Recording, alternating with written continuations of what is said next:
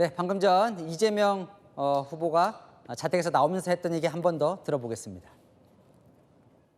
네, 아직도 개표가 진행 중이어서 뭐라고 말씀드리기가 섣부르긴 합니다만 만약에 이대로 결과가 확정이 된다면 우리 국민들의 위대한 결정에 경의를 표합니다. 제게 주어진 큰 책임과 사명을 우리 국민들의 기대에 어긋나지 않도록 최선을 다해서 수행하도록 하겠습니다. 감사드립니다. 네, 이동훈 차장. 지금 이제 이재명 후보가 이제 어떤 인생을 살았는지를 한번 저희가 쭉 봤는데 이동훈 차장이 사실 이제 민주당을 계속 출입을 했으니까 지난 대선에서 이제 한번 3년 전에 떨어지고 나서 두 번의 당대표를 하는 과정도 사실 우여곡절이 많았어요. 그죠? 네, 우여곡절이 굉장히 많았고 사실 당 대표를 민주당에서 두 번을 이렇게 연임하는 것도 굉장히 사실 뭐 거의 없던 일이고 그래서 다들 연임을 할 수 있을까 생각을 했지만 이재명 후보는 연임을 했었고요. 예. 그리고 당 대표를 이제 하는 과정을 지켜봐도 사실 체포동의안 그때 가결 그런 일도 예. 겪었고 뭐 그 전에 단식도 그것 때문에 했었고요. 그리고 이재명 후보 같은 경우에는 또 가덕도에서 흉기 피습을 당하는 그런 예. 일도 있었습니다. 정말 당 대표를 하는 동안 사실 정치부 기자로서 보기에는 정말 경험하지 못할 그런 일들이 정말 계속 연속해서 있었던 것 같고요. 예. 또 그 와중에서도 이재명 후보가 사실 당 대표로서 총선을 또 압승으로 이끌었기 때문에 예. 그 총선 이후에도 당내 장악력을 더 강화할 수 있었고 또 대선 후보로서 경선에 나왔을 때도 또 그 힘을 바탕으로 압도적인 지지를 받아서 후보가 될 수 있었던 걸로 보입니다. 자, 김영배 의원님, 약간 가정이긴 하지만 사실 3년 전에 이제 0.73%포인트 차이로 졌을 때는 그때는 이재명 후보가 사실은 국회의 경험이 없는 상태에서 대선 후보가 됐고 네네. 그 사이 3년 동안 국회의원도 어쨌든 보궐선거지만 재선을 하게 됐고 당대표도 2번을 하게 됐고 국회 경험을 이제 3년 동안 했단 말이에요. 그러니까 3년 전에 대통령이 됐었더라면 이건 가정이지만 지금 대통령이 된 거야 또 약간 다를 수는 있겠네요. 그러니까 뭐 역사의 가정이라는 게 없는데요. 예.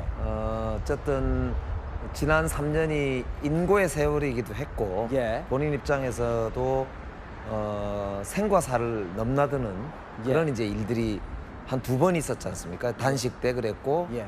또 테러 당하면서 예. 한 번 그랬고요. 그러니까 그 짧은 기간 동안에 정말 대한민국 역사에서 정치 역사에서도 정말 거의 없는 예. 그런 일들이 이제 있었기 때문에 그 자체가 하나의 준비된 일종의 뭐 예정된 그런 고난이었지 않을까 싶을 정도입니다. 예. 그러니까 그렇게 보면은 뭐 이렇게 3년 전에 되었으면 더 좋았겠지만 예. 또 지금 이렇게 나라가 어렵고 내외가 이렇게 혼란스럽고 할 때 예. 준비된 리더십으로서 그렇게 단련시켰던 거 아니냐 예. 이렇게 받아들여야 되지 않을까 싶습니다. 예. 최영도 의원님, 국회를 경험을 어쨌든 하고 대통령이 된다는 것 자체는 향후 이제 뭐 어쨌든 대통령도 정치가 중요하지 않습니까? 그 부분에서는 또 경험이 될 수는 있겠네요. 그랬으면 좋겠는데 저는 솔직히 걱정이 앞섭니다. 왜냐하면은 이재명 후보가 대통령 선거에 떨어지고 사실 국회의원 선거에 도전한다고는 당내에서도 아마 예측을 못했을 겁니다. 근데 그 선택은 본인이 지금 직면했던 사법 리스크를 돌파하기 위한 방식이기도 했고 예. 마침 송영길 의원이 또 당시 의원이 이제 서울시장 선거를 준비하면서 개한 걸 비우고 그리고 본인이 성남시장 했던 그 지역이 아니라 예. 굳이 개항까지 가서 연고동대 가서 이제 안전한 국회의원 자리를 보궐선거를 통해서 국회로 들어왔다는 것이 이제 본인이 이 정치 입지를 다지는 큰 발판이 된 건 사실이죠. 그래서 불체포 특권이라는 국회의원 특권도 가지게 되었고 또 대선 후보의 후광으로 바로 당대표가 되어서 당대표라는 또 엄청난 그 권위와 또 실제로 뭐 영장이 기각될 때도 당대표이기 때문에 기각한다는 말이 나올 정도로 당대표에 대한 당 대표를 통한 확실한 어떤 방탄을 또 가질 수 있었습니다. 이런 상황 한편으로 보자면 우리 정치가 개혁해야 될 그런 문제점들도 이 여정에 다 보여주고 있습니다. 불체포 특권의 문제, 또 당 대표 제도라는 것은 이 당 대표 제도를 통해서 저는 늘 이리 이야기하는데 저는 당 대표 제도를 우리나라 의회 민주주의 국가에서는 없애야 된다 생각을 합니다. 왜 국회의원들이 다 지역마다 다 50% 가까운 그 득표를 통해서 당선되는데 이게 당 대표가 또 지배를 합니다. 예.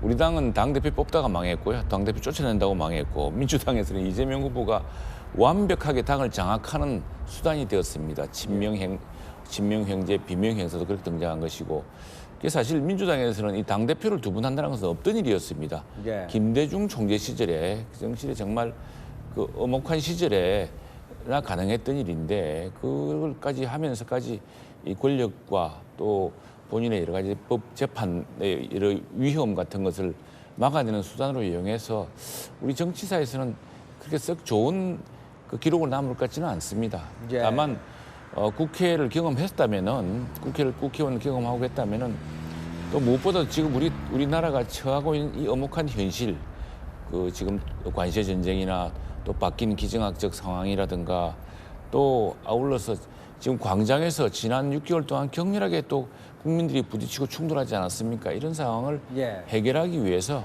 이제 그런 모든 경험들 중에서 최선의 경험만 뽑아서 통합과 미래로 나아가기를 바랄 뿐입니다. 예. 조경민 차장, 예. 이제 거의 온 것 같습니다, 그죠? 국회의사당 모습이 보이는 걸 보니까 이제 거의 도착을 한 것 같습니다.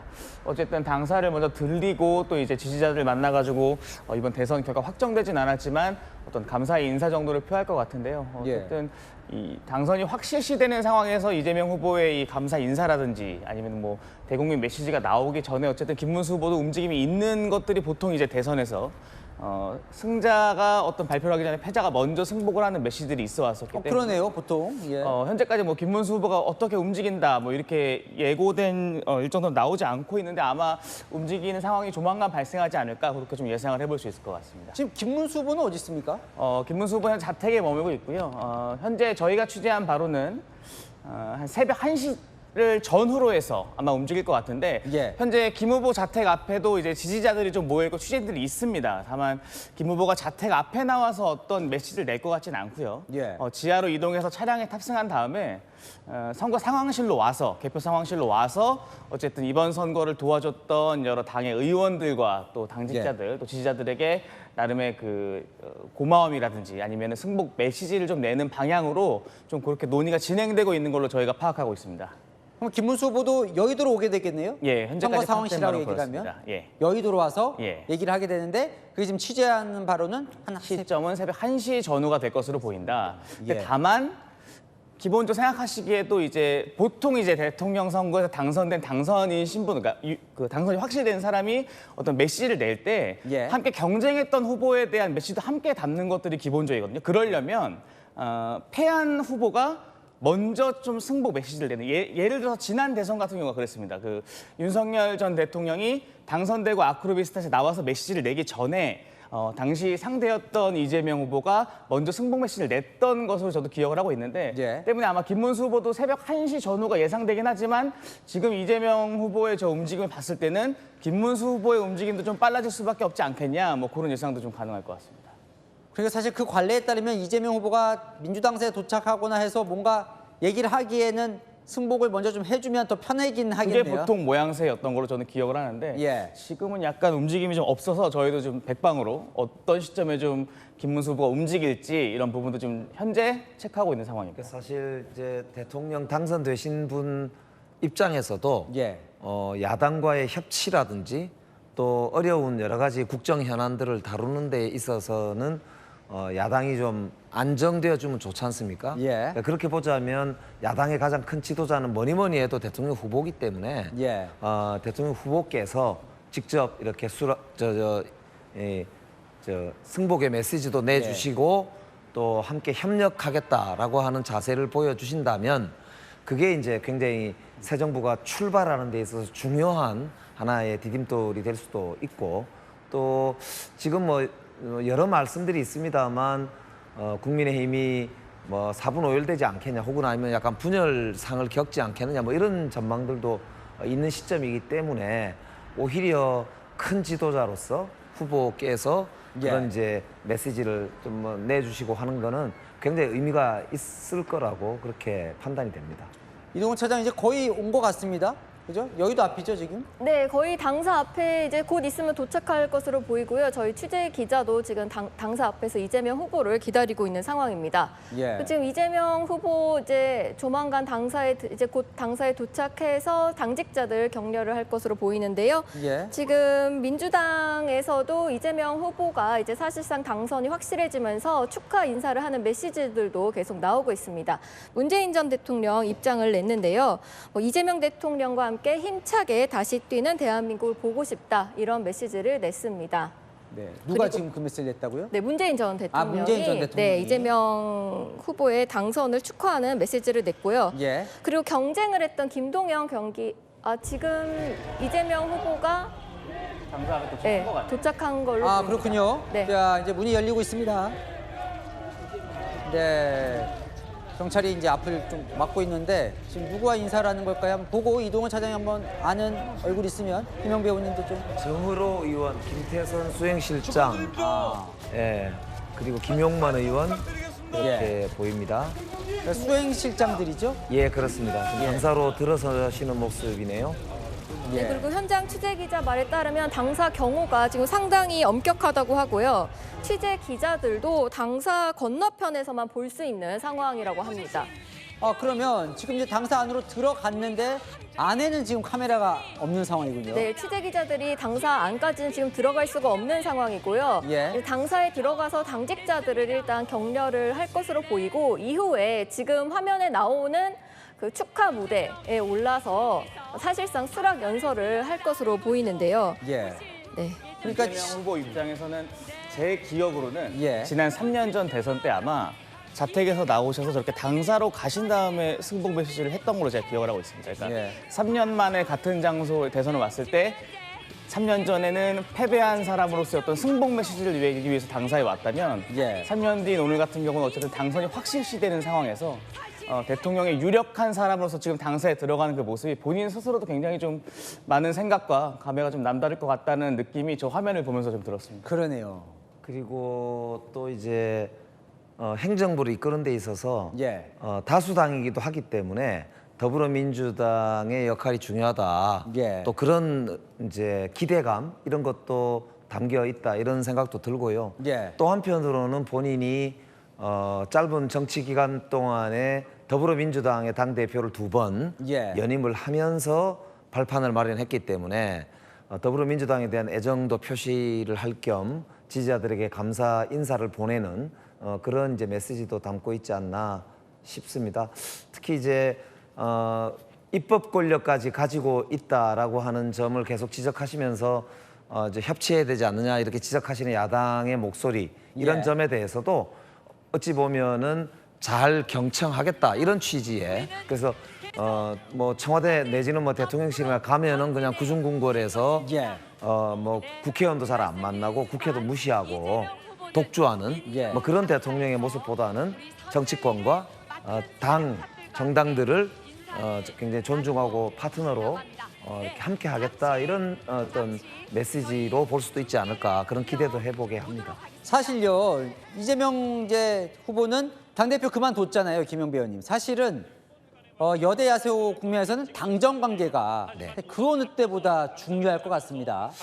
사실은 당정이 물론 한 마음으로 국정 운영할 수도 있지만 사실 이제 대통령이 좀 못하면 이게 좀 견제도 하고 입법 기관으로서 좀 할 수도 있는 거잖아요. 건강한 당정 관계를 이루려면 어떻게 할 거라고 보십니까? 지금 이제 우선 더불어민주당의 당대표가 이제 고리 상태가 된 셈이죠. 그렇죠. 그래서 곧 이제 여름 전에 당대표 선출을 위한 전당대회가 열릴 것 같습니다. 예. 그 과정이 일단 더불어민주당 입장에서는 굉장히 중요한 시험대가 될 것 같고요. 예.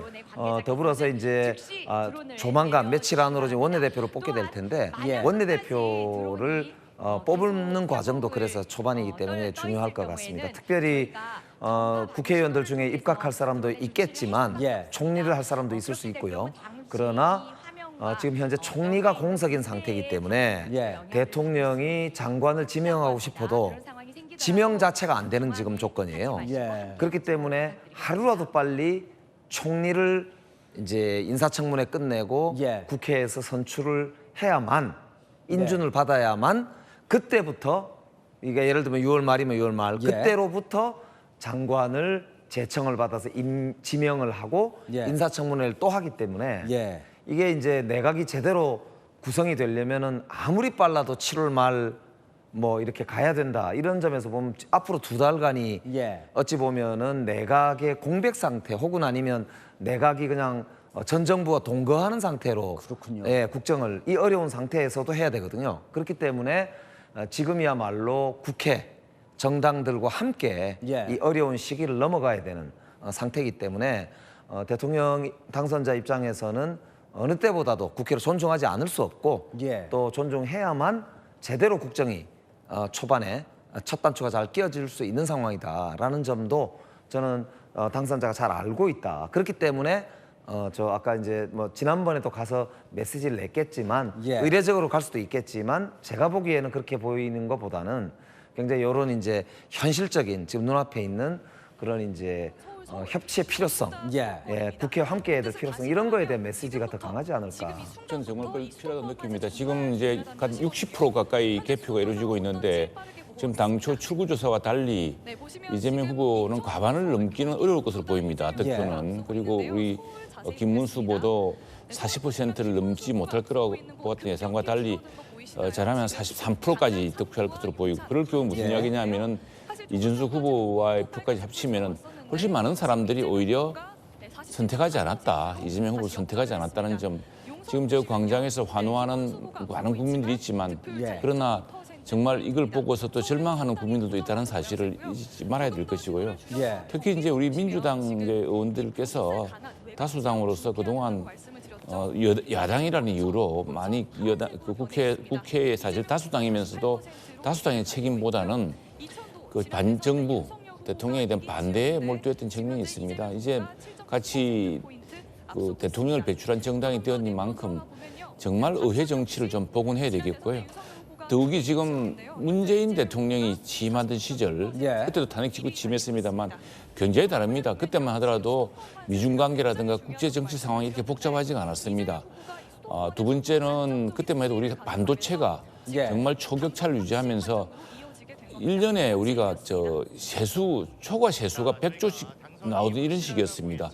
매 분기별로 기업이 어닝 스프라이즈를 발표하던 시기였는데 지금은 기업도 어렵고 수출도 안 되는 이런 굉장히 어려운 시기입니다. 더구나 두 차례 탄핵을 거치면서 광장에서 극단적 대립과 국민들의 마음은 갈라져 있습니다.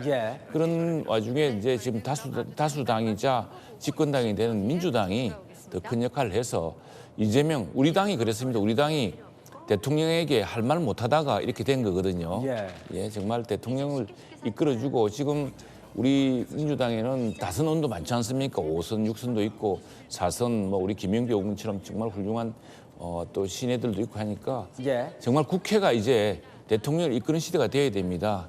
그러지 못하고 대통령 선거에 취해서 대통령이 하나 하자는 대로 그냥 끌려다니다가 또 대통령도 사실은 국회에 뒷받침 못 받아서 절망감이 컸을 테고 그러다가 그냥 지금 이런 계엄이라는 엄청난 국가적인 혼란을 잠시라도 초래했던 그런 자책점을 저지르고 말았는데 민주당은 이런 실수를 절대로 되풀이하지 않으셔야 될 거고 정치는 앞으로 나가야지 이제 내란몰이라는 말은 좀 그만했으면 좋겠습니다. 내란 이미 끝났고요. 내란이 진행되지도 않고 있습니다. 국민들은 더구나 그 윤석열 대통령은 탄핵이 되었고 그 재판과 수사는 엄정하게 진행될 겁니다. 이제는 그런 그 상당히 이 상황에 절망하고 있는 국민들을 보듬고 내란 소리 말을 대신에 앞으로 나가는 국난, 우리가 처한 정치적 국가적 위기를 극복하는 리더십을 여당부터 주도해서 대통령과 함께 보여주기를 기대합니다. 알겠습니다. 당정 관계에 대한 얘기까지 좀 해주셨습니다.